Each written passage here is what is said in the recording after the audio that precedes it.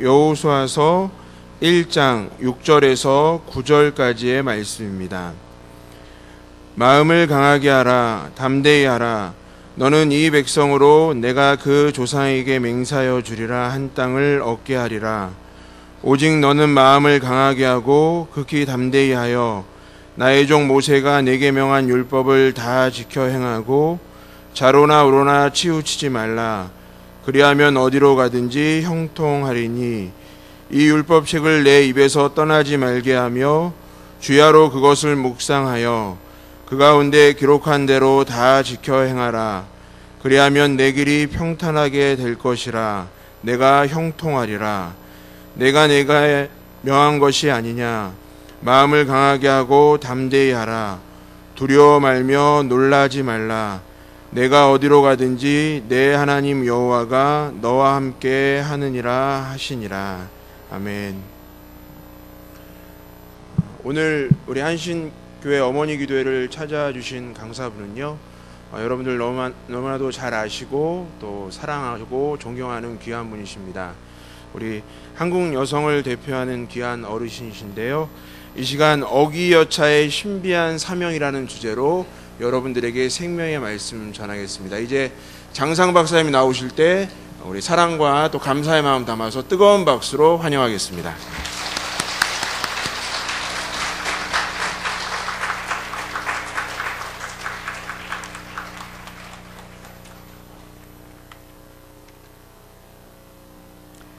여러분들 오래간만에 뵙게 돼서 반갑습니다. 제가 언제 온 게 마지막이었나 잘 기억이 안 나는데요. 그래서 제가 몇 번 왔는데 어머니 기도회는 두 번째인 것 같아요. 여기 어머니 기도회에 참석하신 분은 그냥 매년 계속해서 참석하세요? 그럼 뭐 그냥 박사 되시겠네. 이게 벌써 몇 년인데. 제가 처음 어머니 기도회에 왔을 적에 계셨던 분들 아직 계세요? 손 들어보세요.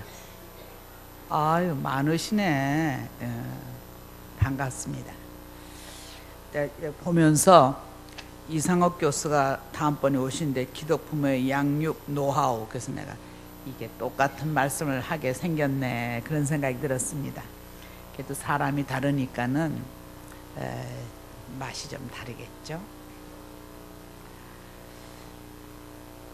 여기 어머니 아니신 분은 안 계시죠?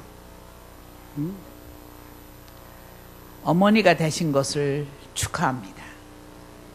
어머니는 특별한 존재예요. 어머니는 신비한 힘을 가지고 있습니다. 사무엘 뒤에는 한나가 있었고, 세례 요한의 뒤에는 엘리사벳이 있었고, 예수님 뒤에는 마리아가 있었습니다. 여러분들 삶의 뒤에도 여러분들의 어머니가 계십니다. 그 어머니가 무슨 마리아나 한나와 같지 않다 할지라도 그 어머님은 또 하나의 한나고 또 하나의 엘리사벳이고 또 하나의 마리아입니다. 왜 어머니가 위대하시냐? 어머니는요, 참 신기하지만 자기가 낳은 자식과 소통하는 능력을 갖고 있습니다. 근사한 말을 하지 않아도 자식을 꿰뚫어 보는 능력을 갖고 있습니다. 우리 집에서는요, 여러분들 우리 남편 박 박사 잘 아시죠? 그 양반이 훨씬 자상하세요. 저는 좀 그렇게 자상하지 못해요. 근데 이 박 박사가 들으면 좀 섭섭해 할는지 모르지만은 아이의 마음을 꿰뚫어 보는 건 제가 앞서요. 저거 아니 그거 아닌데 내가 그러죠.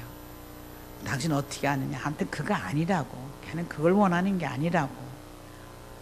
무슨 특별히 더 스마트해서가 아니라 그 어머니는 그 택질이 붙어서서 그런지 신비하게 자녀와 소통하는 능력이 있습니다. 뿐만 아니라 어머니는 자신의 생명보다는 자식의 생명을 더 존중합니다.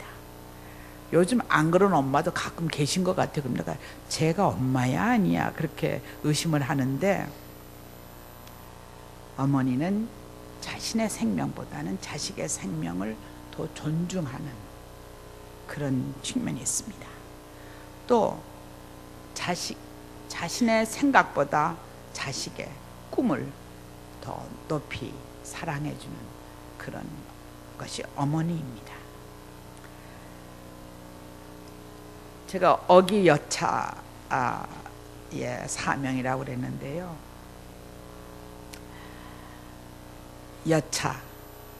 여차가 뭔지 아시죠? 뭐예요, 여차가? 여러분들 몰라요? 어기여차를 아시죠? 제가 어머니 기도회를 시작한 교회에 가서 첫 번 강의를 할 적에 저도 어기여차가 뭔지 모르고는 그냥 기운내라고 어기여차 하는 줄 알았어요. 그랬더니 그 시작하신 목사님이 어기여차 의미를 모르시는 것 같아요. 그래서 뭐예요? 그랬더니 어기가 뭐예요? 어머니의 기도.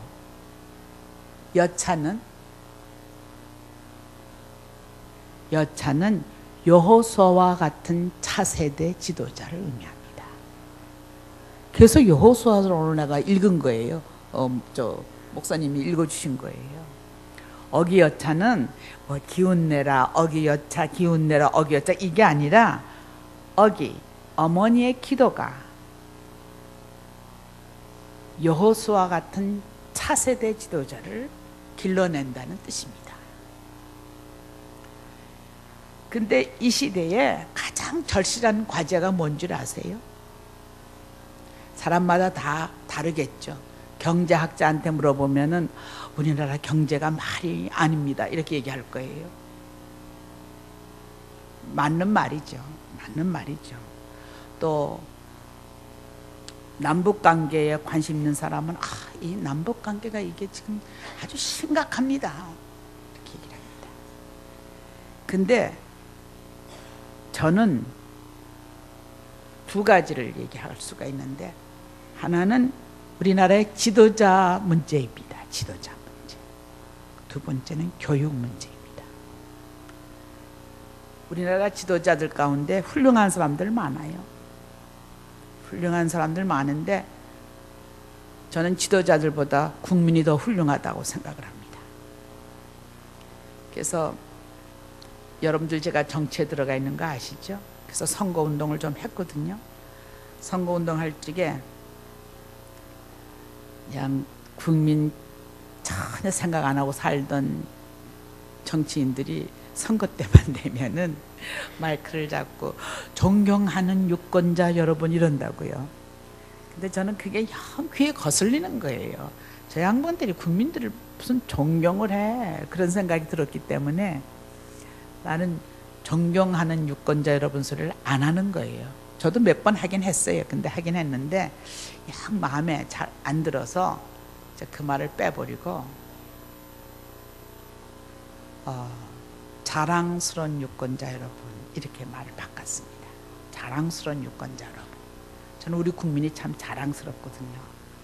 그랬더니 어떤 분이 오셔가지고 왜 존경하는 유권자 여러분 안 하고 자랑스러운 유권자 여러분 하느냐요.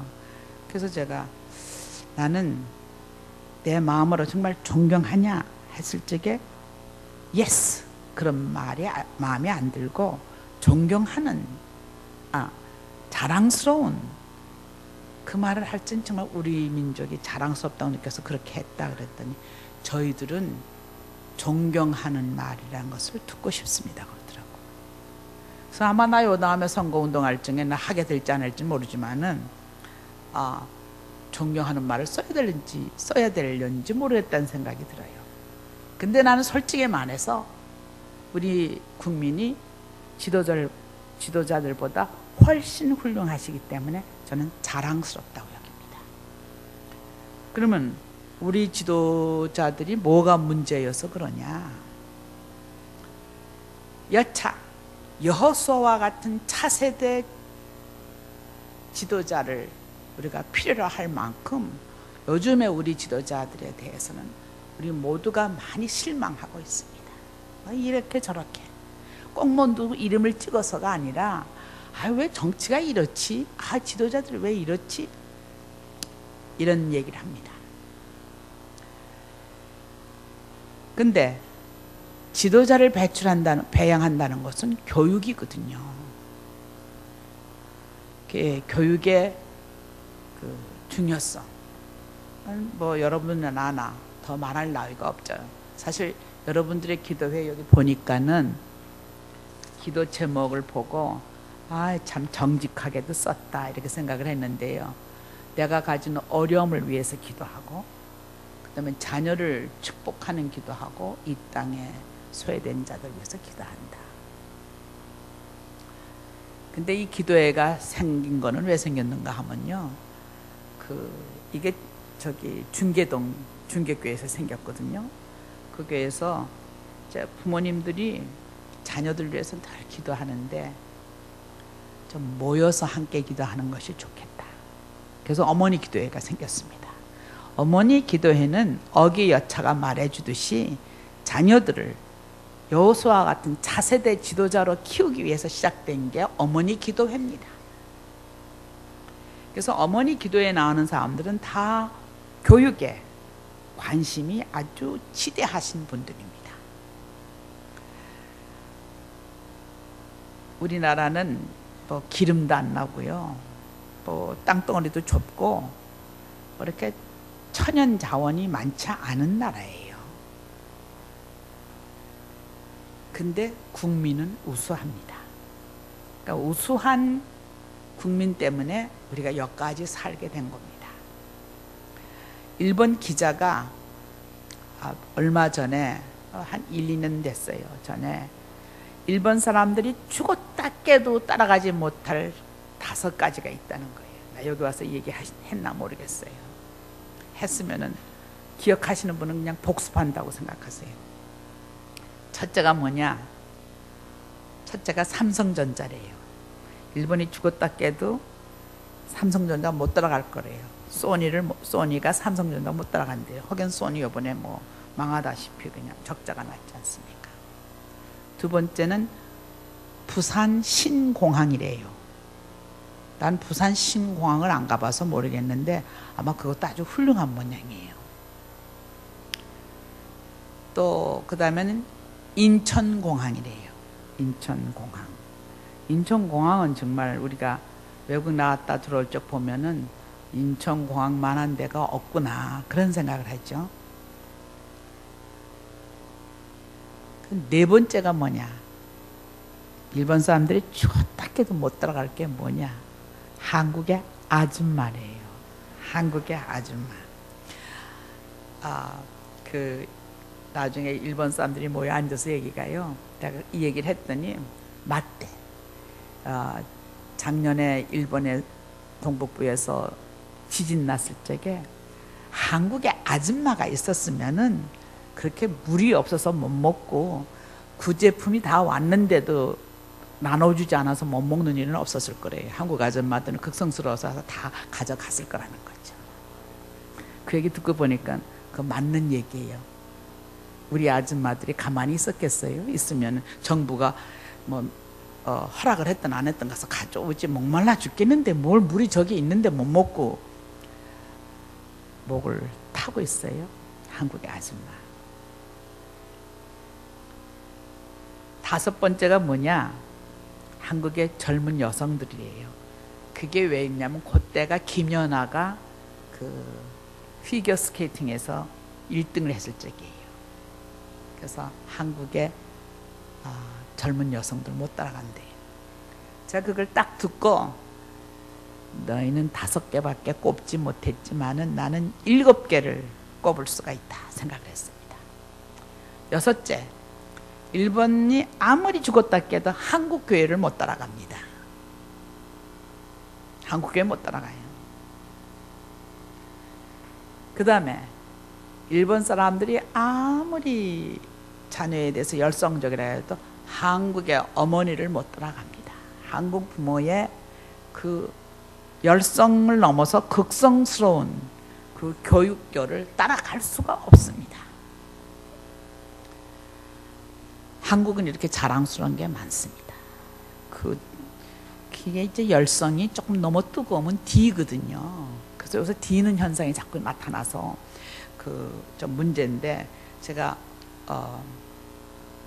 얼마 전에 친구가 너는 이걸 좀 봐야 한다고, 그래서 뭘 보냐니까 아내의 자격이란 드라마를 좀 보래요. 그걸 봐야 강남 문화를 안다고 좀 보라고. 여기가 강남이죠. 진짜 강남이 그런가나 잘 모르겠는데, 그래서 한 중간쯤부터, 그게 16회로 끝나는데 한 중간쯤부터 보기 시작을 했어요.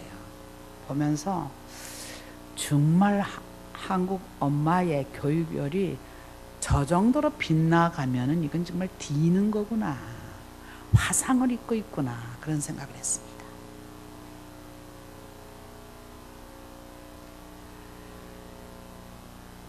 그런 현상이 있다 하더라도 교육은 아주 중요합니다. 그래서 오바마가 중국의 국가주석 후진타오를 백악관에다 모셔다 놓고 만찬을 할 적에 오바마가 그 한영 만찬 그 축사에서 인사 말에서 중국 춘추전국 시대의 관자에 나오는 그런 고사를 인용해서 이렇게 말했습니다. 1년 잘 살기 위해서는 농사를 잘 지어야 하고, 10년을 잘 살기 위해서는 나무를 잘 심어야 하고, 100년을 잘 살기 위해서는 자식을 잘 키워야 한다. 이렇게 중요합니다. 우리가 교육에 열성을 다하는 것이 충분히 이해가 갑니다. 제가 지금 이제 외국을 좀 많이 다니거든요. 그래서 얼마 전엔 중국 갔다가 그만 그 고비 사막 근처까지 갔다가 그만 이렇게 목을 다쳐서 제가 지금 약간 허스키한 보이스가 나오는데, 중국의 땅덩어리는요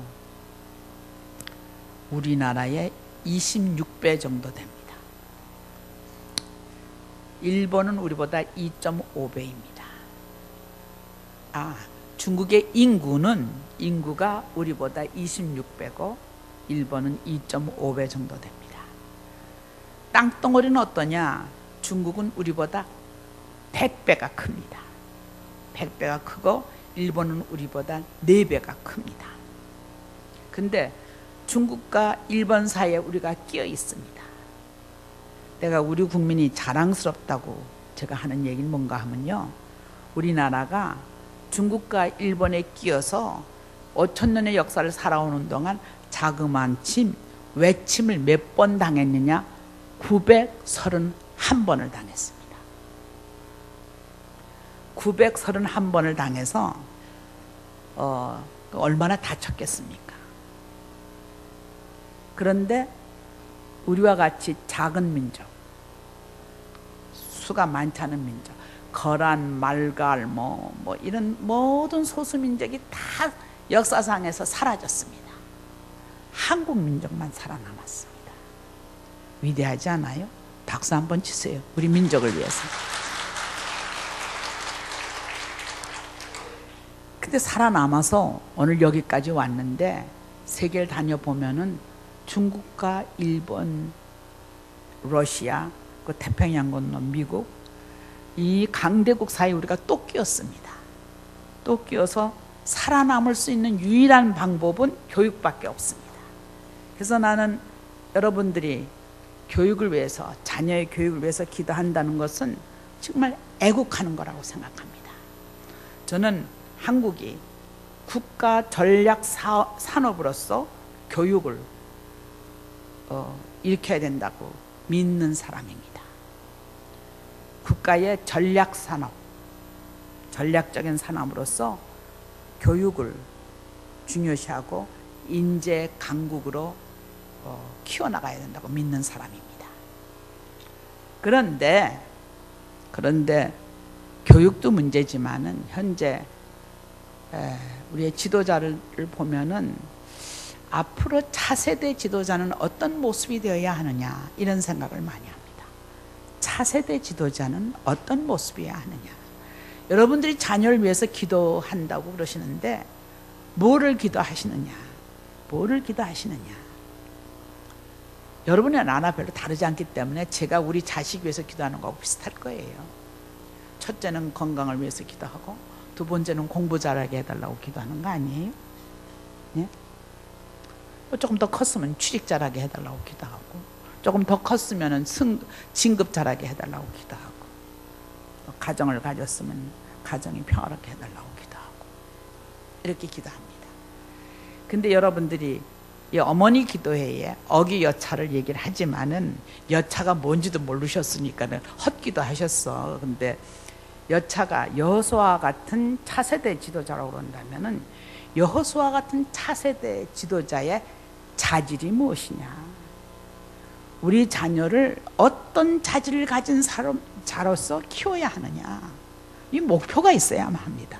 하나님께 무조건 기도해서 공부 열심히 안 해서 준비 안 했는데 걔 합격하게 해달라고 하면 하나님께서 제가 보기에는 네가 먼저 해라 그러실 것 같아요. 네가 먼저 해라. 자기는 안 하고 하나님 도와달라고 그러면 네가 먼저 해라. 저 이거 농담 아니에요. 제가 어느 집회에 갔어요. 집회에 갔는데 거기에 저 특별 기도 모임이에요. 어떤 사람을 위해서 특별 기도 모임인데 그 사람을 위해서 이제 근데 그 사람 이제 뭐 무슨 어려운 시험을 본다고요. 그래서 이제 그 사람을 위해서 기도하는데 한 분이 예언을 하시는 분이 계세요. 그런데 그분이 기도를 하시는데 그냥 쭉 기도하시는데 네가 너를 도우면 내가 너를 도울 것이다. 이런 말씀이 나왔어요. 그래서 기도가 딱 끝나고 난 다음에 어떤 분이 하늘은 스스로 돕는 자를 돕는다는 말씀이네. 이렇게 얘기를 해요. 딱 듣고 보니까 그런 얘기예요. 그러니까 공부를 위해서 많이 기도하죠. 저도 많이 기도하고 살았어요. 근데 여호수아 같은 차세대를 지도자를 키운다고 한다면은 그 자질을 알아야만 합니다. 어떤 자질이 차세대 지도자의 자질을 갖게 되느냐. 집에서 학교에서 1등 한 사람이 절대 첫 번 자질이 아니에요. 뭐 다 대통령 좋아하지만 대통령 된 사람 치고 수능 성적 1등급이라는 얘기 내가 들어본 적이 없어요. 그렇죠? 저는 첫 번째 자질이 내가 자질을 쭉 꼽다 보니까 너무 많아서 시간 되는 것만큼만 할 거예요. 목사님 내가 몇 시까지 얘기하면 돼요? 아니 그런 건 아니고 11시 반? 그 전에 끝나야 돼요. 11시 반이에요. 11시 반. 오케이. 11시 반만 되면 그냥 끝낼 거예요. 그냥 뭐 어차피 다 못할 테니까는. 자존심이 있는 사람. 차세대 지도자가 될 수가 있습니다. 우리는 자존심 그러면은 좀 건방진 것부터 생각을 하거든요. 근데 자존심을 잘못 이해할 적에 건방진 게 됩니다. 하여튼 다 얘기 못할 테니까 제목만 먼저 알려 줄 텐데 자존심이 있는 사람. 두 번째는 꿈이 있는 사람. 세 번째는 믿을 수 있는 사람. 결론으로 제가 기도할 줄 아는 사람. 이 네 가지가 차세대 지도자로 키우고 싶으면 기억을 하셔야만 합니다. 자존심이라는 게 뭘 의미하느냐? 우리는 저 사람 자존심 많아. 아주 신경질 나게 자존심 내세워. 뭐 이런다고요. 그래서 자존심이 별로 좋은 말로 들리질 않습니다. 여러분들이 아는 대로 제가 이화대학 선생을 하지 않았습니까? 이화대학 총장을 하면서 교수들을 많이 뽑았어요. 그래서 제가 교수 면접을 할 적에 당신의 장점은 뭡니까? 그러면 거의 99%가 성실성이라고 대답합니다. 성실성이라고. 그 다음에 약점은 뭡니까? 그러면은 자존심이 다치면은 잘 못 참습니다. 그러니까 팩틴다 그 얘기예요. 근데 이것도 거의 전번 안 해도 성실성보다는 좀 적어요. 한 80%는 이런 얘기를 해요. 제자들이 결혼을 하고 또 취직을 하고 그다음에 인사하래 가끔 옵니다. 근데 행복할 적엔 안 와요. 문제가 있어야만 옵니다.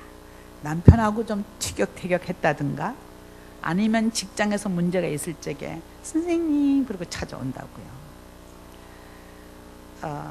오면은 되게 부부지간에도 자존심 다쳐서 오는 경우가 많습니다.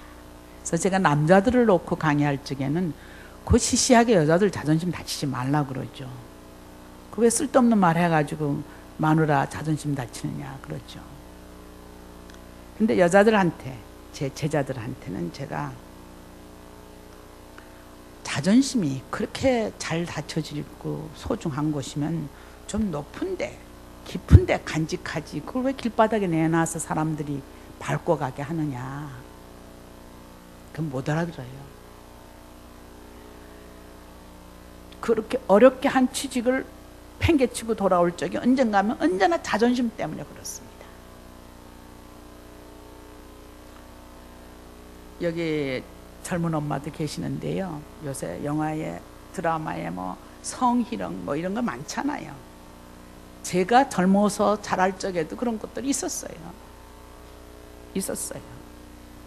근데 그걸 자존심으로 받으면 안 됩니다. 그 사람은 못된 버릇으로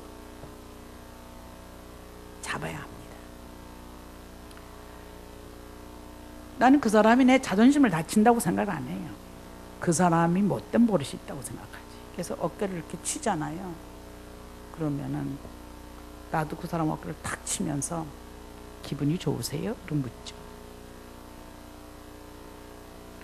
왜 그 사람이 내 어깨 쳤다고 긴장해요?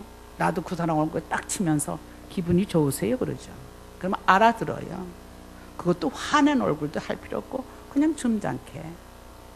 또 커피를 타달라 그러죠. 좀 타주죠. 뭐 커피 정도 못 타줘요. 커피 타주고 나서 나 커피 한 잔 벌었어요. 내일은 선생님이 타세요. 그러죠. 내가 타줬으니까 내일 받아야 될 거 아니에요. 그러면 그 말로 이미 알아들어요. 절대 자존심을 시시한데 연계시키지를 마세요. 자존심은 누가 나를 어떻게 취급하냐에 달려있는 것이 아니라 내가 내 자신을 어떻게 이해하느냐에 달려있습니다. 자신의 가치, 자신의 삶의 목적에 대한 이해와 자세가 그 사람의 자존심입니다. 저는 자존심의 근거는 인간의 존엄성에 있다고 보는 것입니다. 인간의 존엄성이 어디에 있느냐?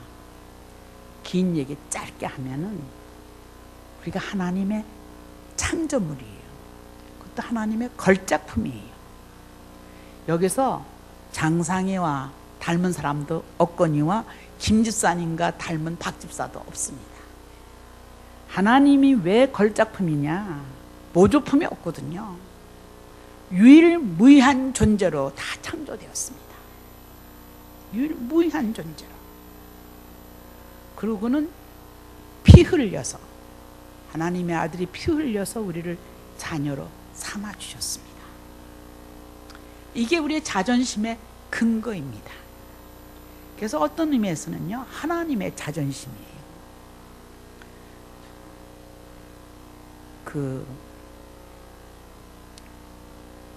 저희 어머님이요, 나 이 얘기 했을 때 분명해요. 내가 너무 즐겨하는 얘기니까는.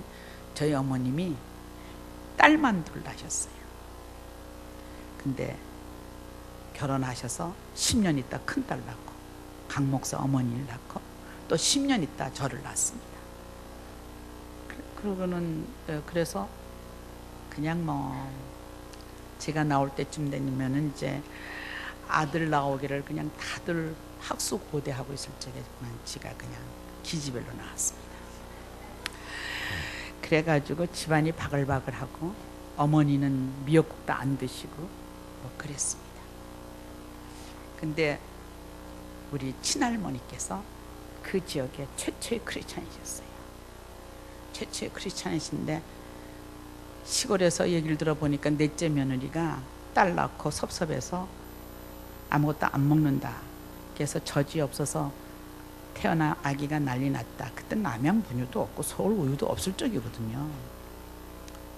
그래서 그 할머니가 달구지 타고 올라오셔가지고는 제가 들은 얘기예요. 그러니까 내가 좀 과장하더라도 그냥 드라마 같이 들으세요. 대문을 활짝 열어 젖히고는 넷째 듣거라. 넷째 며느리거든요. 우리 어머니가 넷째 듣거라. 아무렴 하나님의 선물을 뭘 이럭캉말캉하간 그러셨다는 겁니다. 이게 평안도 사투리여서 이럭캉말캉이 뭐 이러쿵저러쿵 시비 거느냐 그런 얘기예요. 아무렴 하나님의 선물을 뭘 이럭캉말캉하간. 저희 어머니가 우선 시어머니니까 겁나고 가만히 들어보니까 일리가 있는 말씀이거든요. 그래서 일어나서 식사를 하셨어요. 그렇게 크게 자랐습니다. 근데 제가 자랄 적에 우리 이모랑 삼촌들이 헤이 상이는 할머니만 아니면 골로 갔어 그러는 거예요. 늘. 그래서 할머니가 그냥 하나님의 선물이라 그런 바람에 그냥 젖을 먹고 자랐지. 젖을 얻어먹었지. 그것도 얻어먹었지. 이렇게 아주 그 애기들한테는 말을 아주 가능한 한 험하게 하잖아요. 근데 제가 하나님의 선물 괜찮더라고요. 여러분들 뭐 높은 사람에 대해서 시시비비해도 거기서 선물 하나 보내보세요. 기분 좋죠. 안 그럴 것 같아요? 시시비비해도 거기서 뭐 근사한 선물 하나 오면은 근사하죠. 하나님의 선물 듣기 괜찮은 것 같아요. 그래서 제가 어렸을 적에 난 하나님의 선물이야 이런 막연한 생각을 하고 살았습니다. 근데 제가 태어나서 2, 3년 있다 아버지 돌아가시고 그러니까 뭐 애비 없는 자식이라고들 막 애게게 불쌍하다 뭐 이러고요. 그 어른들 쓸데없이 동정하지 마세요. 걔는 멀쩡한데 또 여기 남자가 없으면 내가 쉽게 얘기하겠는데 좀 달고 나오지 그냥 그렇게 나와가지고 애미 속을 썩여 그런다고요. 뭘 달고 나오라는 얘기인지 아시겠죠? 그래서 제가 어렸을 적에 초등학교 가기 전에 동네에 나가서 코 흘리는 내 남자친구들을 무척 때려줬습니다. 화가 나서. 근데 제가 컸어요. 그때 이미 아주 컸어요. 그래서 그랬던 기억이 나요. 나는 내가 괜찮은데 왜 이 사람들이 시비를 걸지? 그런 생각이 들었습니다. 삶은 하나님의 선물이에요. 생명은 하나님의 선물이에요. 그래서 생명은 날생자 명자인데 그거를 저는 이렇게 풀이합니다. 살라는 명령이다. 살라는 명령이다.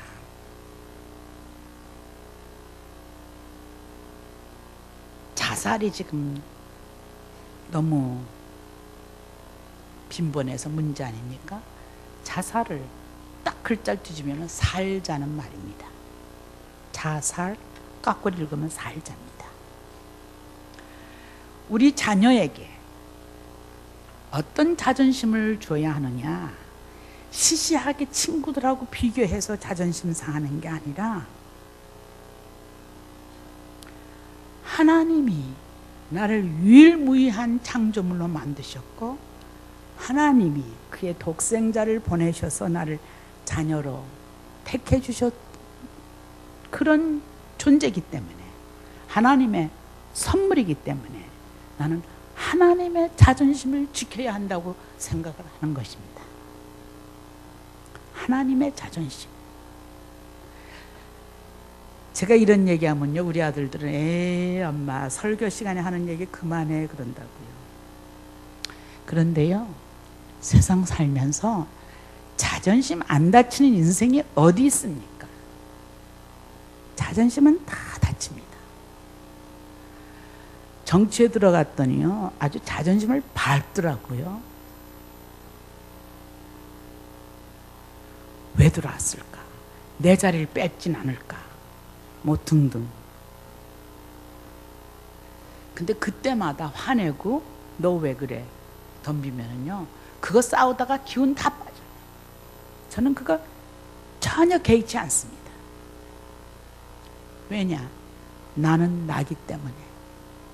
나는 하나님이 창조하신 유일무이한 존재, 장상이기 때문에. 그랬더니 그게 드러나나 봐요. 기자들이 날들어 모르면은, 아, 장채건은 내공이 있으셔, 내공이. 그런다고요. 그래서 내공이 뭐예요? 그랬더니 절대 흔들리지 않는 내공이 있대. 그래서 내가 속으로, 나는 하나님이 주신 자존심이 있거든. 하나님이 주신 자존심이 있거든. 하나님이 주신 자존심을 생각하면 얼마든지 너그러워질 수가 있습니다. 아, 김 집사가 좀 기분 나쁘게 했다, 그게 뭐 대수예요? 남편이 좀 삐딱하게 굴었다고 그게 대수예요?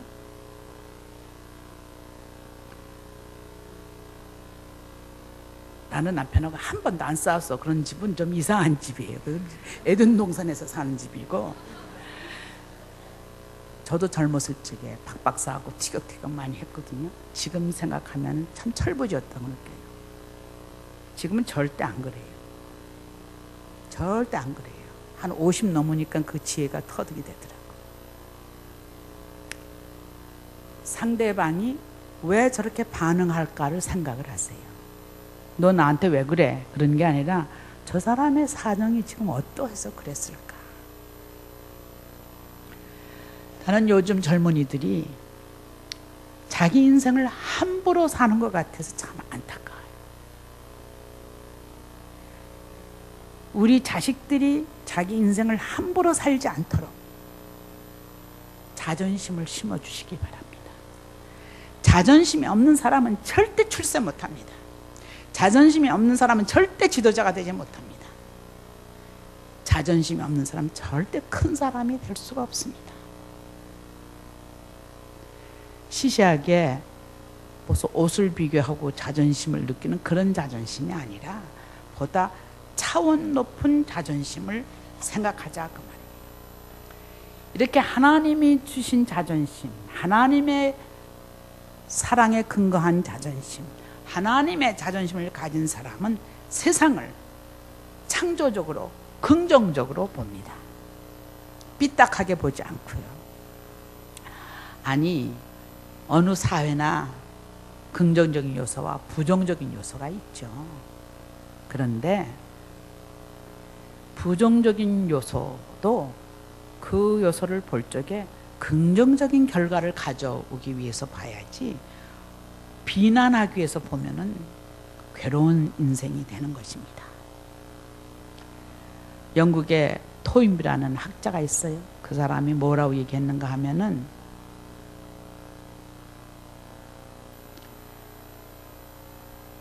역사의 주인공은 긍정적인 사고를 가진 자다. 긍정적인 사고를 가진 자다. 역사를 삐딱하게 보는 사람은 역사의 주역이 될 수가 없어요. 윈스턴 처칠, 영국의 수상, 그 유명한 수상이 뭐라 그러는가 하면, 부정적인 사람은 매번 기회가 찾아와도 부정적인 것만 보고, 긍정적인 사람은 매번 고난이 찾아와도 기회를 발견한다. 그러니까는 우리의 삶에서 긍정적인 요소를 보도록 노력해야 합니다. 근데 그게 자기 자신에 대한 존중력이고 자기 자신을 소중히 여기는 마음 없으면 그런 게 떠오르질 않아요. 내가 아는 분 한 분이 참 머리가 좋아요. 한 가지 약점이 매사가 부정적이야. 그래서 공부하는데 장학금이 나왔는데 장학금을 안 받는데요. 왜 안 받냐 했더니 그놈들이 뭐 쓰다 남은 거 주는 장학금을 내가 왜 받느냐. 그래서 내가 아니 그게 쓰다 남은 건지 그냥 소중한 걸 준지 어떻게 알아야 돼. 한국 놈한테 뭐 그 사람은 한국 사람이다. 한국 놈이에요. 한국 놈한테 그렇게 줄 리가 없대요. 그래서 안 받았어요. 안 받고는 밤에 공장에 나가서 일하고 그러면서 자기 힘으로 공부를 했어요. 좋은 점도 있어요. 좋은 점도 막 장학금 달라 이렇게 하는 것보다는 좋은 점이 있어요. 근데 매사에 그래. 그래서 내가 김 선생님은 다 좋은데 이게 부정적인 사고가 조금 도를 넘어요. 도를 넘어요. 그러더니 돌아가셨어요. 나는 부정적인 기운이 그를 감쌌다고 생각을 하는 거죠. 오늘 여호수아서를 읽었습니다.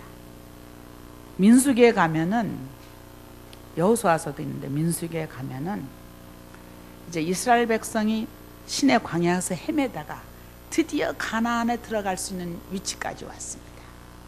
근데 가나안이 빈터가 아니라 가나안에 사람들이 다 살고 있었거든요. 들어가서 그 땅의 주인이 되려면 그 사람들하고 싸워야 되잖아요.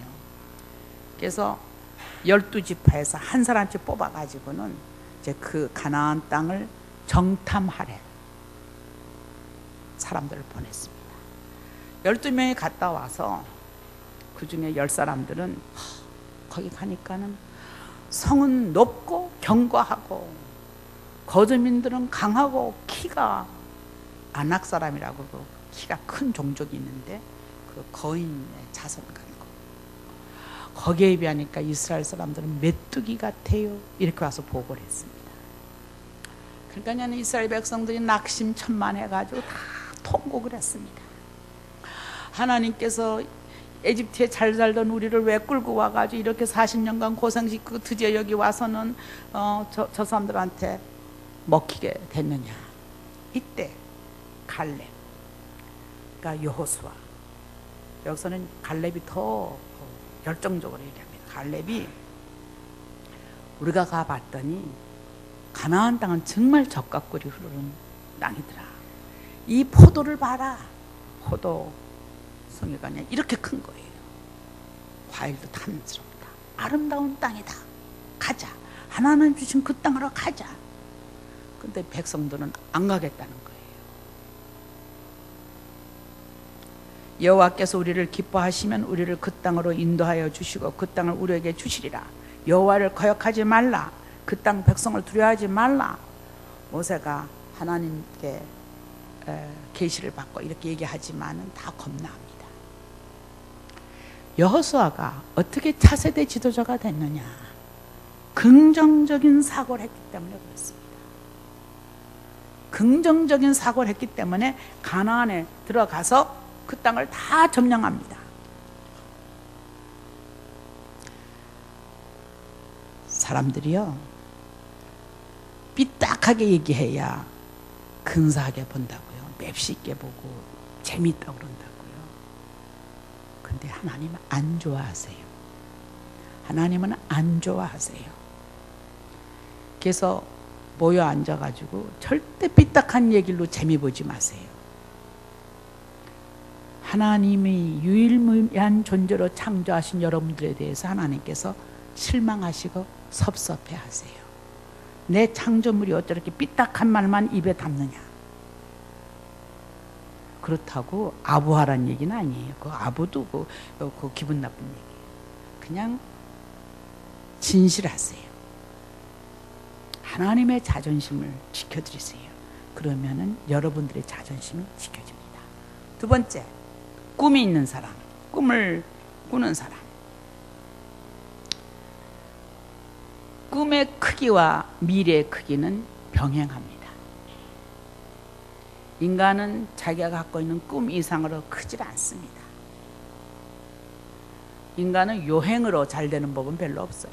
꿈이 있어야만 되는 겁니다. 꿈은 오늘의 현실 생각에 머무르지 않고 미래의 초상화를 그리는 것이 꿈입니다.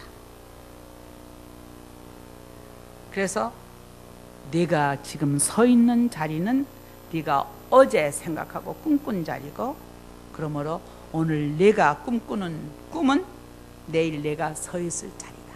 이런 말이 있습니다. 저는 이 말을 거의 100% 확신합니다. 제가 국민학교 초등학교 2학년 때 우정부 쪽에 연촌이라는 곳에서 이제 초등학교를 다니고 있는데 시골이에요. 거기는 초등학교가 하나 있고 그 옆에 공동묘지가 있고 공동묘지 지나가면은 그 구멍가게가 하나 있어요.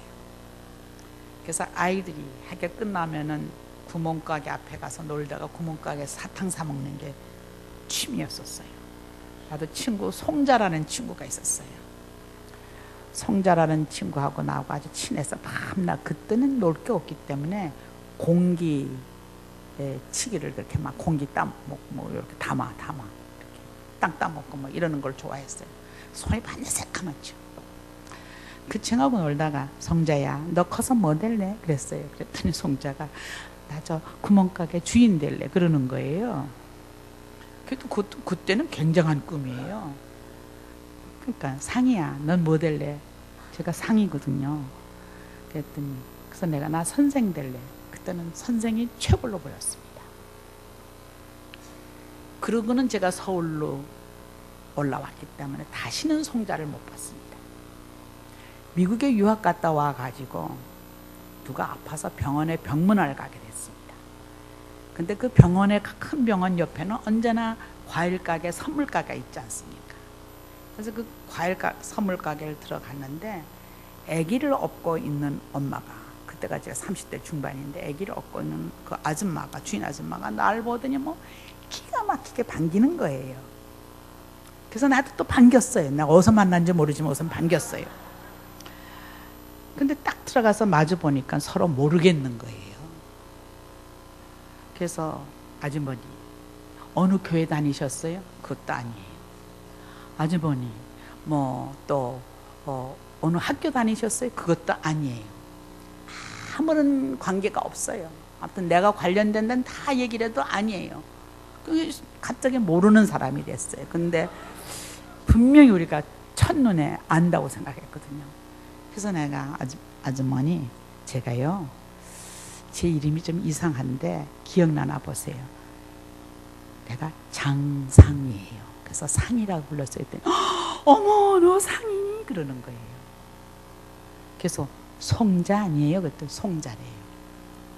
그러니까는 그게 초등학교 한 10살 됐을 적인데 25년 만에 만난 거예요. 그래서 막 반갑다고 나오면서 생각해 보니까는 송자는 구멍가게 아니라 큰 가게 주인이 돼 있고 상인은 국민학교 선생이 아니라 초등학교 선생이 아니라 대학 교수가 돼 있더라고요. 꿈은 꿈이에요. 꿈을 꿔야만 합니다. 근데 나는 꿈이랑 얘기하면 여기 계신 분들 드림이라고 생각하실 거예요. 드림 맞아요. 근데 나 좀 더 근사한 단어 하나를 찾아냈는데 aspiration이라는 단어예요. 그게 aspire 동사가 되면은 숨을 쉰다는 뜻이에요. 근데 명사가 돼서 aspiration이 되면은 꿈, 포부, 열망 이런 뜻이 돼요. 제가 그걸 보고 뭐라 그랬는가 하면은 숨을 쉬며 살아 있다는 것은 꿈이 있다는 것이다. 연세가 드셔가지고 기운이 빠지는 분들이 있어요. 왠 줄 아세요? 영양이 부족해서가 아니라 꿈이 부족해서 그래요. 꿈이 부족해서 그래요. 꿈을 꾸시면은 기운이 다시 살아납니다. 여기 나이 드신 분들 계시니까 그래도 저만큼 나이 많은 사람은 안 계실 테니까 다 위로받으세요. 제가 신문 스크랩 해놓은 걸 여기 오늘 인용할 게 있나 그렇게 뒤져보니까 거기에 50세까지가 청년이래요. 그리고 50세까지가 청년이고 80세까지가 장년이고 80세를 넘어야 노년이래요. 그래서 내가 참 어느 누구가 나이 든 사람한테 아부하느라고 잘도 만들어냈네 그렇게 생각을 했습니다. 그러면서 그 사람 얘기는 고령자, 노인 이렇게 그러지 말고 이제는 대개 80까지는 다 건강하시니까 청년과 장년으로만 구별하자는 거예요. 그것도 괜찮은 것 같아요. 나는 우리 아들들이 장가를 안 가서 손자, 손녀가 없어요. 그래서 엘리베이터에서 할머니 안녕하세요 그러면 그래 잘 있다 너 잘 있냐 그러지만 기분 나쁜 거 있죠.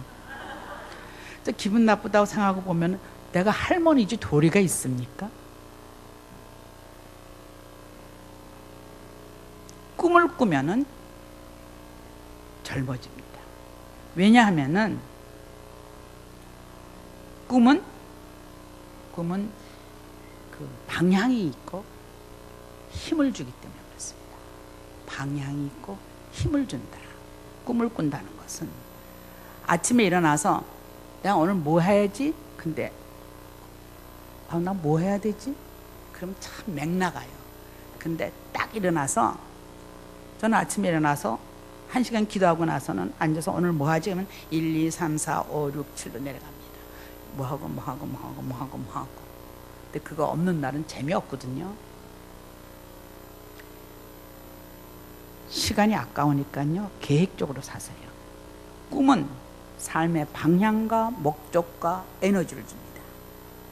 그래서 요새 CEO를 뽑을 적에 가장 중요한 게 뭔가 하면 너가 비전이 있느냐, 이 회사에 대한 비전이 있느냐, 그게 뭔가 하면 방향이 있느냐, 꿈이 있느냐, 이걸 묻는 것입니다. 나 그냥 성실해요. 그걸로 안 통해요. 나 유능해요. 그걸로 안 통해요. 이 회사에 대해서 비전이 있어야 됩니다. 그것은 꿈과 방향을 의미하는 거예요. 나 어디로 가야 한다.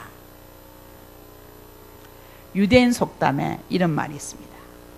갈 방향을 모르는 뱃사공에게는 순풍이 없다. 아니 남쪽으로 가야 할지 북쪽으로 가야 할지 모르는데 무슨 순풍이 있어요? 북쪽으로 가야 그래야 순풍이 이게 순풍이구나. 이건 역풍이므로 피해야겠구나. 그렇죠. 꿈이 없으면 전진이 불가능합니다. 꿈이 없으면 그 인생은 그냥 흘러가는 인생이 되고 맙니다. 꿈은 인내하는 힘, 다시 일어서는 힘, 전진하는 힘을 주는 거예요. 힘을 줍니다. 방향과 힘을 줍니다. 내가 내 자랑 하나 더 할 테니까는 들어보세요. 이제 6.25 때 대전에 피난 갔습니다.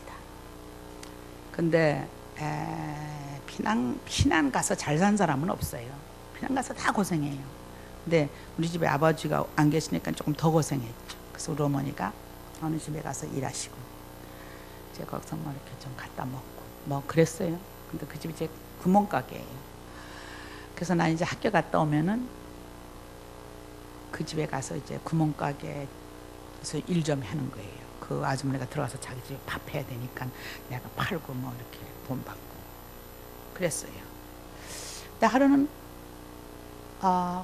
학교 갔다 돌아오는데 그 집 문이 쌀인 문이 이렇게 뭐 쌀이로 이렇게 만든 그 어수룩한 문인데 그 문을 열고 들어오려고 그러니까 우리 어머니하고 그 주인 아주머니하고 얘기를 하고 있어요. 근데 그 주인 아주머니가 우리 어머니한테 상이가 이제 초등학교, 그때는 국민학교라 그랬죠. 초등학교 졸업하면은 뭐 할 거예요? 그러니까 우리 어머니가 중학교 보내야죠. 그 아주머니가 아주 기가 차단듯이 아니 무슨 주제에 중학교를 가냐. 그 아주머니로서는 그게 맞는 이야기예요. 뭘 갖고 중학교를 가요? 근데 우리 어머니가 중학교를 보내야죠. 그러니까 그 아주머니가 아주 어이없다는 듯이 쳐다보는 거예요. 근데 내가 그 순간을 딱 목격을 한 거예요. 근데 난 속으로 저 아주머니가 나를 모르네. 나는 박사가 될 텐데. 그렇게 생각을 했습니다.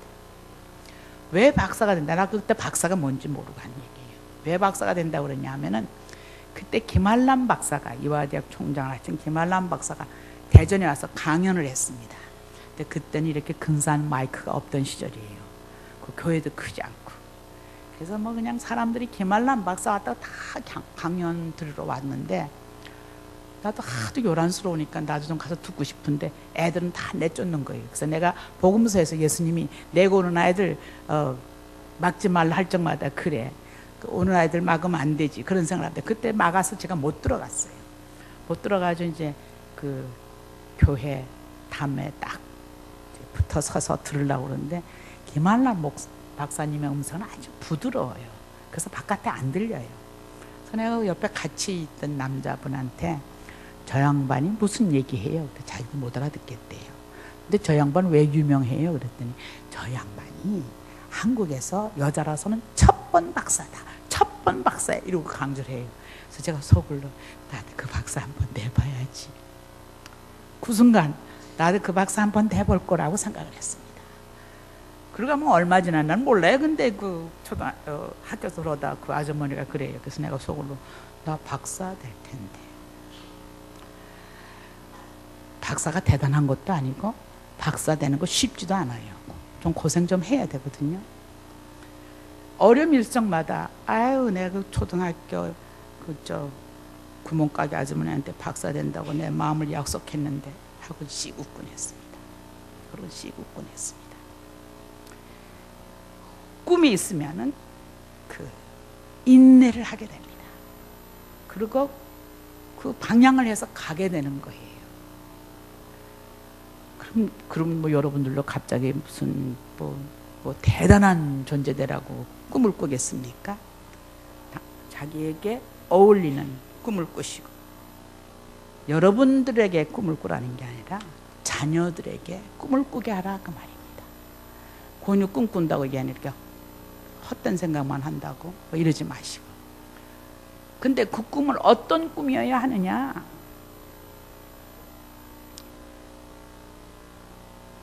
제가 요즘에 기도하면서 반성하고 회개하는 게 있습니다. 반성하고 회개하는 게 있습니다.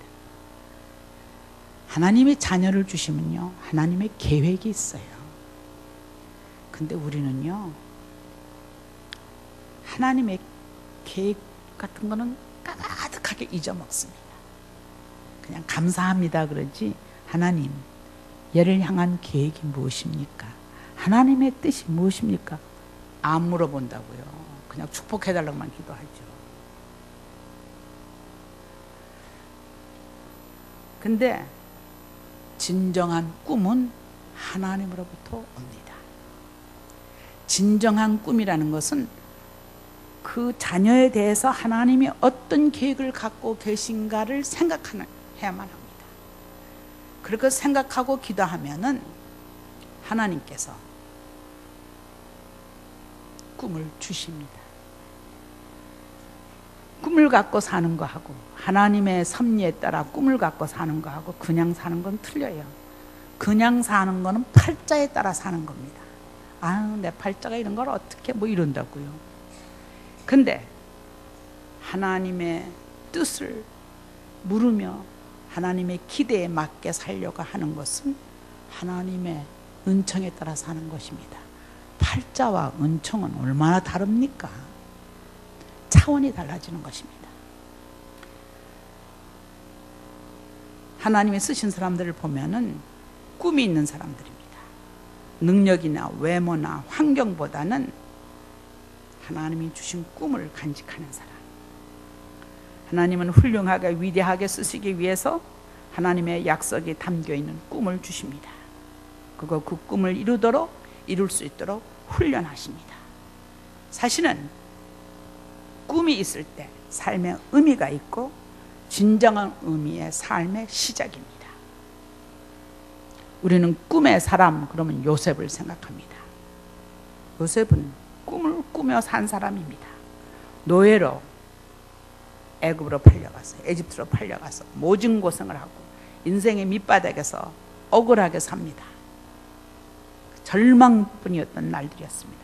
그러나 그는 꿈을 잃어버리질 않았습니다. 꿈을 절대 잃어버리지 않았습니다. 그 꿈 때문에 모든 유혹을 물리칠 수가 있었습니다. 자녀를 위해서 기도하실 적에 하나님, 우리 아무개를 위한 하나님의 꿈은 무엇입니까? 물어보시기 바랍니다. 그냥 뭐 월급쟁이만 만들려면은 월급쟁이 괜찮아요. 요새 취직 못해서 얼마나 난린데. 그러나 우리 자녀가 하나님의 계획 안에서 정말 하나님이 기뻐하시는 그런 일꾼으로, 지도자로 성장하기를 원한다고 하신다면은 하나님께 물어보세요. 하나님께 아무개를 향한 하나님의 뜻은 무엇입니까? 그런데요, 하나님이 그렇게 금방 대답 안 하신단 말이에요. 하나님의 축복은 언제나 약속입니다. 저는 어떤 목사님이 이렇게 얘기하신 걸 보고 제가 무릎을 쳤어요. 어쩜 저렇게 표현을 잘 하셨느냐. 하나님의 축복은 현찰이 아니라 어음이래요. 어음. 그렇죠? 하나님 축복하신다 그러지 갑자기 뭐 돈다발을 몇 억씩 뭐 던져주세요. 하나님의 약속은 어음입니다. 그 하나님의 약속을 어떻게 키워나가느냐. 하나님의 약속을 받은 자는요, 고생을 좀 많이 해요. 성서 보세요. 요셉이 얼마나 고생하나. 바람이 불어야 연이 올라갑니다. 꿈으로 사는 사람은 굴곡의 길을 가게 되어 있습니다. 꿈꾸는 사람은 반드시 훈련의 굴곡을 지나갑니다. 시련의 험한 골짜기를 지나갑니다. 꿈이 높으면 높을수록, 꿈이 크면 클수록 험하고 깊은 골짜기를 갑니다. 그래서 얘야 무슨 꿈이냐, 편안하게 살아라. 그럼 그렇게 기도하세요. 그러나 어기여차를 외치면서 여호수아 같은 차세대 지도자를 원하신다고 그런다면은 하나님께 기도를 해야죠. 어떻게 꿈을 갖게 되느냐? 하나님을 만날 적에 꿈을 갖습니다. 어머니의 기도의 역할은 뭐냐? 자식이 하나님을 만날 수 있도록 도와주는 것입니다. 시간을 보니까 얘기를 줄여야 될 것 같아요. 여러분들, 제가 시를 좋아하는데 어려운 시는 싫어해요. 읽었는데 이해하지 못하면 좀 속상하지 않아요. 아주 쉽게 시를 쓰는 사람인데 영혜원 시인입니다. 그 양반이 꿈을 가져라 이런 시를 썼어요. 절망할 일이 다가오면은 다가올수록 꿈을 가져라. 슬퍼할 일이 많아지면 많아질수록 꿈을 가져라.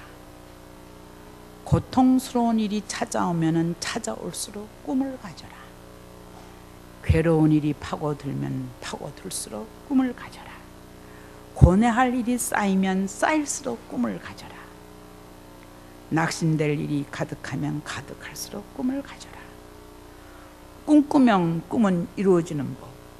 꿈은 이루어가면 삶은 더 행복해지는 법. 꿈을 가져라. 지금 7분 남았는데 다 할 수 없을 것 같아서 이제 간단하게 하려고 합니다. 우리 오늘 현실 사회에서 지도자의 문제가 뭐냐? 이를테면은 안철수 같은 사람이 왜 돌풍을 일으키느냐? 신뢰할 수 있는 지도력을 원해서 그렇습니다. 우리는 신뢰 결핍 현상에 빠져 있어요. 신뢰 결핍 현상. 그래서 어느 누구도 믿을 수가 없다는 것입니다.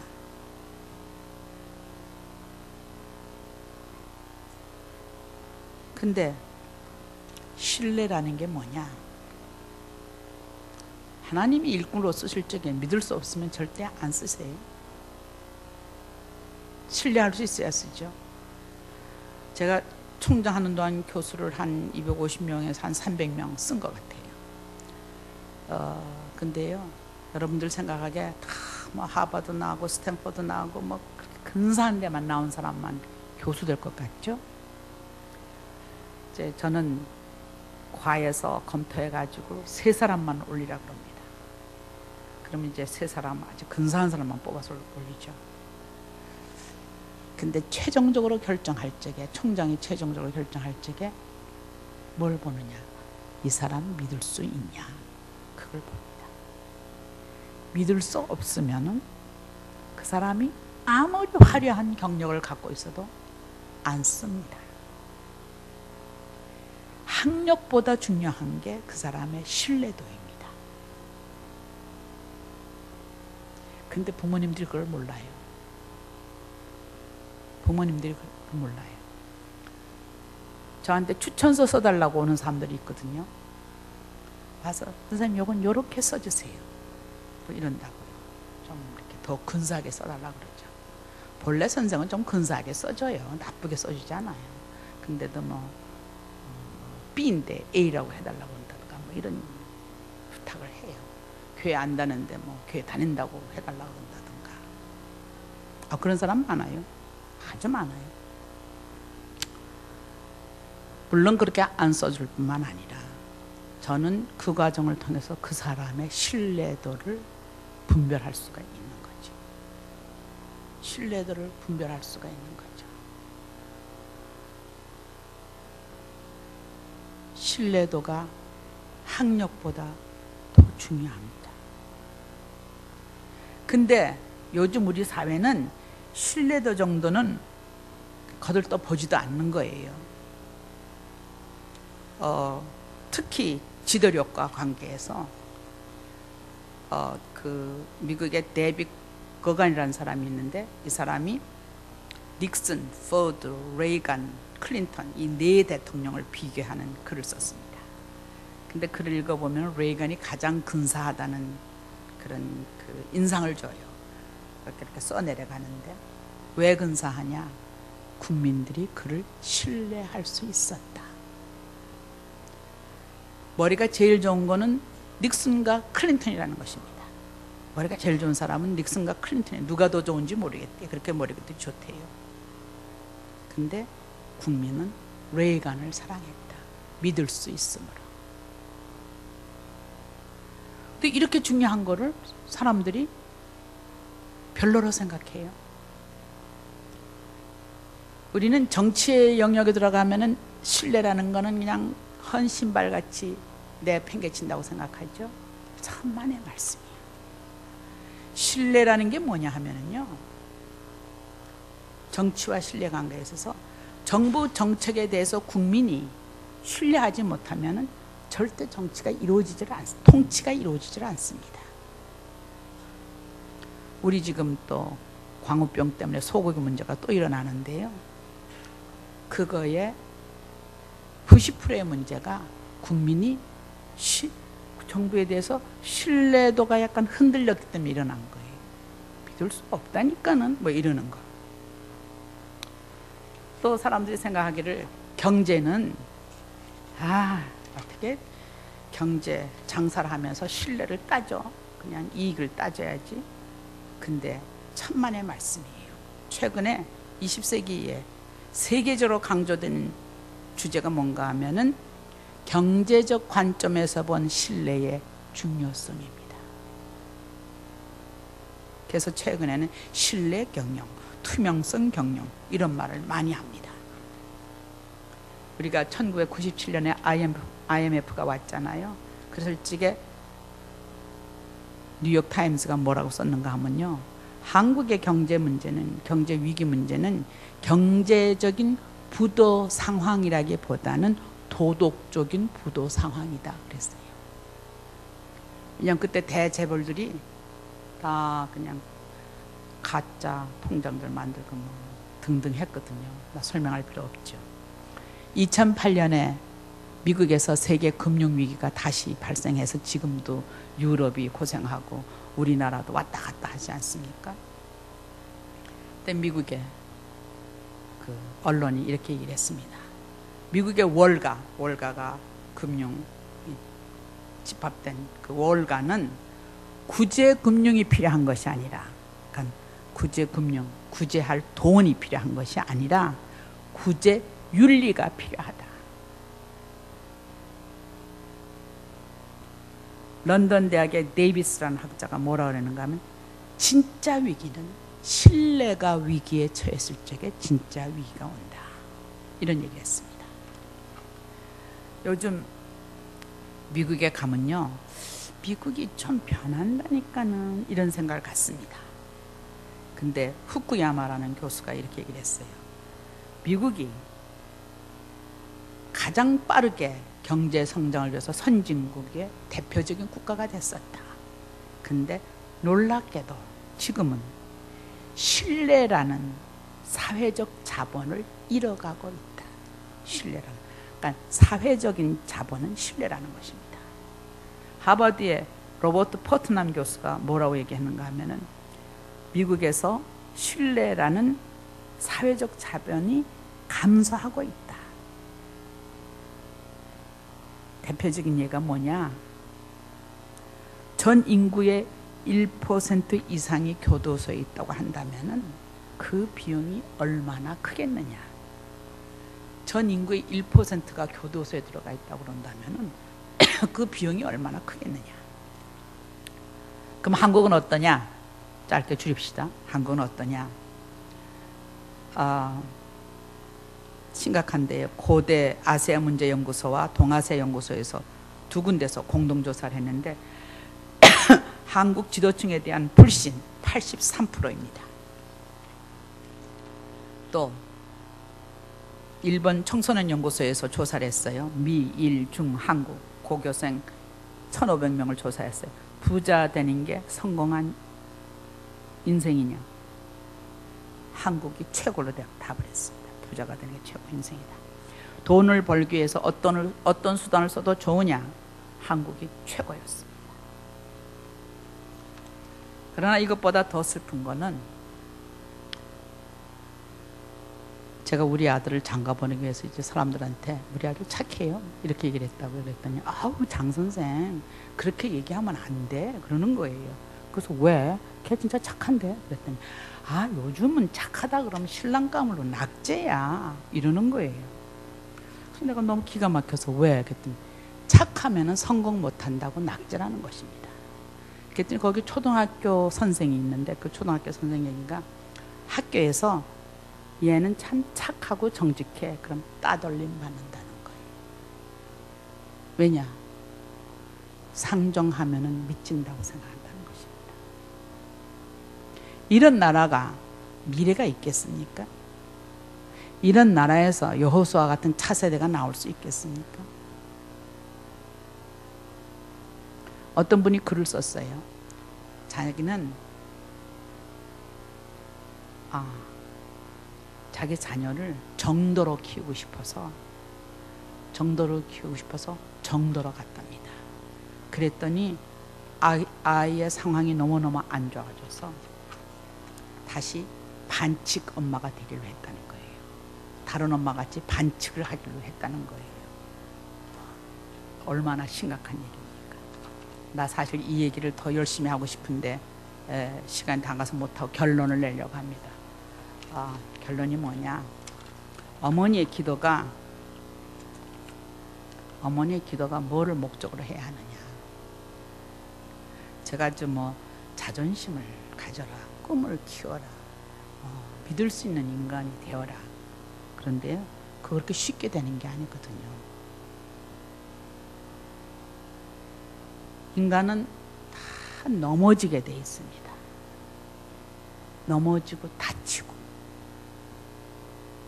그렇게 돼 있습니다. 그래서 유대인 속담에 뭐라고 돼 있는가 하면은 사람은 태어나면서부터 넘어지는 연습을 해야 한다 이런 얘기를 했어요. 다 넘어집니다. 저도 많이 넘어졌어요. 사람들이 아유 장 선생은 뭐 승승장구했지 그럼 내가 속으로 야 내가 넘어진 건 넌 하나도 모르는구나 그러죠. 인간은 다 넘어질 때가 있습니다. 다칠 때가 있습니다. 아플 때가 있습니다. 고통을 당할 때가 있습니다. 그 유대인 속담에 이렇게 나와요. 인간은 태어나면서부터 넘어지는 연습을 한다. 아기들이 걸음마를 시작하는 것을 기억해봐라. 얼마나 많이 넘어지느냐. 그래서 제가 유아교육학자한테 애들이 걸음마 할 적에 몇 번 넘어지면 걸음마 제대로 해요? 그랬더니 통계로 봐서 한 1,500번 넘어진답니다. 우리도 많이 넘어졌죠. 우리도 많이 넘어졌죠. 근데 넘어졌을 때 주저앉으면 실패고 일어나면은 몇 번 넘어졌느냐가 중요한 것이 아니라 일어나면은 그게 성공입니다. 그 성공을 위해서 여러분들이 일어나게 하기 위해서 기도하는 것입니다. 일어나게 하기 위해서. 일어난다는 것은 뭐냐? 어떤 분이 그랬어요. 자기 실패를 8번 했대요. 7번도 아니고 8번 했대요. 그래서 근데 어떻게 또 일어났어요? 그랬더니 저는 실패할 적마다 다음은 일어나는 거지. 그리고 일어난다는 것입니다. 우리가 어머니의 기도로 무엇을 우리 자녀에게 전달해 줘야 하느냐 하면은 이사야서 40장에 나오는 말씀같이 피곤한 자에게는 능력을 주시며 무능한 자에게는 힘을 더하시나니 소년이라도 피곤하며 곤배하며 장정이라도 넘어지며 자빠지되 여호와를 앙몽하는 자는 새 힘을 얻으리라. 이거를 하루같이 상기시켜줘야 합니다. 제가 제일 좋아하는 게 시편 37편 24절인데 거기 읽어보면은 네가 번역 성경을 보면요, 네가 자빠지겠으나 엎어지겠으나 완전히 넘어지지 아니하면 여호와의 손이 너를 붙잡아 주십니다. 넘어지죠. 우리 자식이라고 절대 안 넘어진다고 생각하지 마세요. 넘어집니다. 근데 여호와의 손이 잡아주셔서 완전히 넘어지지 않게 하십니다. 제가 오늘 여호수아를 택한 이유는 여호수아 같은 차세대 지도자를 위해서 기도하시는 것 때문에 택했지만은 또 하나 택한 이유는 여호수아서 1장 16절에서 18절 강하고 담대하라. 하나님의 명령이 강하고 담대하라. 이거는 강하고 담대할 적에 주시는 말씀이 아니에요. 비리비리하고 겁나서 주저앉으려고 할 적에 주시는 말씀이에요. 강하고 담대한 사람에게 뭘 강하고 담대하라 그래요. 저는 정치에 들어가서 내가 요거를 좀 하고 싶은데 나는 우리 사회가 좀 공정해지기를 원합니다. 그걸 하고 싶은데 잘 안 되더라고요. 하루가 못하고 나 여기서 집어치고 나가고 싶어. 그런 생각을 참 많이 하죠. 사람들이 왜 그런 생각하고 나오지 않느냐고 막 더 졸라요. 지발 좀 나오라고. 그럼 제가 그러죠. 사람이 꿈을 한번 꾸면은 꿈이 이루어질 때까지 지켜보는 거지. 뭘 그렇게 그냥 라면 먹는 거로 버리는 것도 아닌데 그렇게 쉽게 버리느냐. 그렇게 근사하게 얘기하지만은 내 속으로는 장상아 강하고 담대하라. 장상아 강하고 담대하라. 이렇게 나한테 수없이 외칩니다.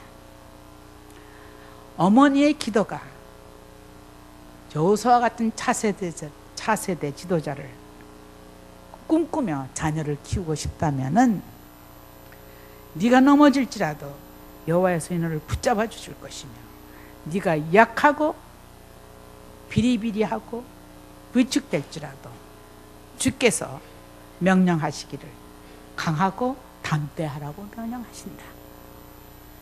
이거를 일러주시는 것이 어머니의 기도입니다. 그냥 기도하면은 그냥 얘기하면은 야야 강하고 담대해 그러면 웃기네 그러죠. 아이들 다 웃기네 그러죠. 나는 우리 어머니가 너무 날 붙잡고 기도해서 기도하자 그럴까 봐 도망가곤 했어요. 또 그 하면 바빠 죽겠는데 막 기도를 막 10분 15분 20분 길게 하시거든요. 그럼 막 바빠 죽겠거든요.